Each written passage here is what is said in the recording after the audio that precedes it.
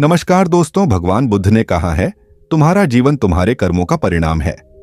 जैसा बीज बोओगे वैसा ही फल पाओगे। हर कर्म एक बीज की तरह है जो भविष्य में फल बनकर सामने आता है। अच्छे कर्म से सुख और शांति प्राप्त होती है, जबकि बुरे कर्म दुख और कष्ट का कारण बनते हैं। इसीलिए बुद्धिमानी इसी में है कि हम हर पल अपने विचारों, शब्दों और कर्मों को शुद्ध रखें।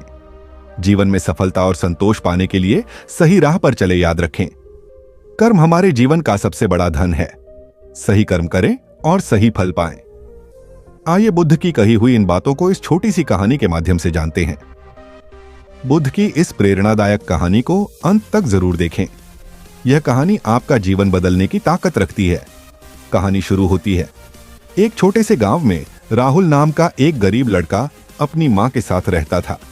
उसकी मां बूढ़ी थी और बीमारी से जूझ रही थी। राहुल दिन भर मेहनत करता, लेकिन उनकी गरीबी खत्म होने का नाम नहीं ले रही थी।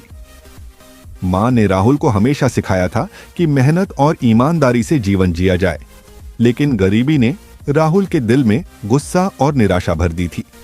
एक दिन राहुल अपनी मां से बोला, मां, यह दुनिया कितनी गलत है। हम मेहनत करते हैं, फिर भी भूखे रहते हैं। बड़े बड़े लोग आराम से जीते हैं। क्या भगवान सच में न्याय करता है?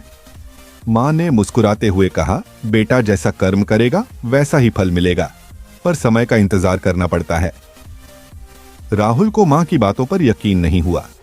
उसने ठान लिया कि वह अपनी किस्मत खुद बदलेगा। राहुल ने गांव में किसी से सुना कि पास के जंगल में बुद्ध आए हुए हैं। लोग कहते थे कि बुद्ध हर सवाल का जवाब देते हैं और जीवन का मार्गदर्शन करते हैं। राहुल ने सोचा, अगर बुद्ध इतने ज्ञानी हैं, तो मेरी गरीबी का कारण भी जरूर बताएंगे। अगले दिन सुबह सुबह राहुल अपनी मां से विदा लेकर जंगल की ओर चल पड़ा। वह गुस्से और सवालों से भरा हुआ था। जब राहुल बुद्ध के पास पहुंचा तो उसने देखा कि कई लोग शांतिपूर्वक बैठे हुए बुद्ध की बात सुन रहे थे। बुद्ध ने ध्यान मग्न होकर कहा, जीवन में दुख इसलिए है क्योंकि हम अपने कर्मों का सही अर्थ नहीं समझते। हर कर्म का फल जरूर मिलता है, लेकिन समय और धैर्य का महत्व भी है। राहुल गुस्से में उठ खड़ा हुआ और चिल्लाया, अगर यह सच है तो मैं गरीब क्यों हूं? मैंने क्या पाप किया है? बुद्ध ने राहुल को देखा और शांत स्वर में पूछा, तुम्हारा नाम क्या है? और लड़के ने अपना नाम बताया। उसने कहा, मेरा नाम राहुल है। बुद्ध ने राहुल से पूछा, क्या तुम सचमुच यह जानना चाहते हो कि तुम गरीब क्यों हो? राहुल ने झुकते हुए सिर हिलाया। बुद्ध ने कहा, तो सुनो, तुम्हारे सवाल का जवाब तुम्हारे भीतर जीवन का अनुभव किया। उसने महसूस किया कि दूसरों को दोष देना कितना आसान है, लेकिन अपने कर्मों पर ध्यान देना मुश्किल। तीसरे दिन बुद्ध ने उसे एक बीज है, पहले अपनी आत्मा को शांत करो। बुद्ध ने राहुल को 3 दिन तक उनके पास रुकने को कहा। राहुल ने उन 3 दिनों में ध्यान और सरल जीवन का अनुभव किया।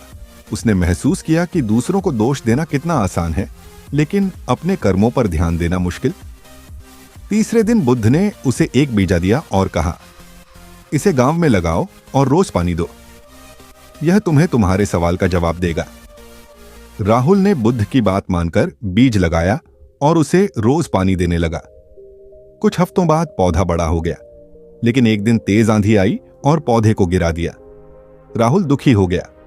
वह फिर से बुद्ध के पास गया और बोला, मैंने मेहनत की, लेकिन फिर भी यह पौधा टूट गया। क्या मेहनत का फल ऐसा ही होता है? बुद्ध ने मुस्कुराते हुए कहा। राहुल, यह पौधा तुम्हारे कर्मों का प्रतीक था। आंधी ने तुम्हें सिखाया कि जीवन में हर प्रयास के साथ धैर्य रखना पड़ता है। अगर तुम हार मान लेते तो पौधा मर जाता, लेकिन अगर तुम इसे फिर से सीधा करते तो यह और मजबूत होता। राहुल को अपनी मां की बातें याद आई। उसने सोचा, मां हमेशा सही कहती थी कि कर्म का फल जरूर मिलता है। राहुल ने पौधे को फिर से सीधा किया और उसकी देखभाल करने लगा। धीरे धीरे उसकी मेहनत रंग लाई। उसने गांव के बच्चों को पढ़ाना शुरू किया, जिससे उसे कुछ पैसे मिलने लगे। मां ने राहुल की मेहनत देखकर कहा, देख बेटा, कर्म का फल तेरे सामने है। तूने मेहनत और धैर्य से अपनी स्थिति बदली। देखकर कहा, देख बेटा, कर्म का फल तेरे सामने। यही जीवन का सच है। एक दिन बुद्ध फिर से गांव आए। राहुल ने उनके चरणों में गिरकर कहा, मुझे अब समझ आ गया कि मेहनत और धैर्य से सब कुछ संभव है।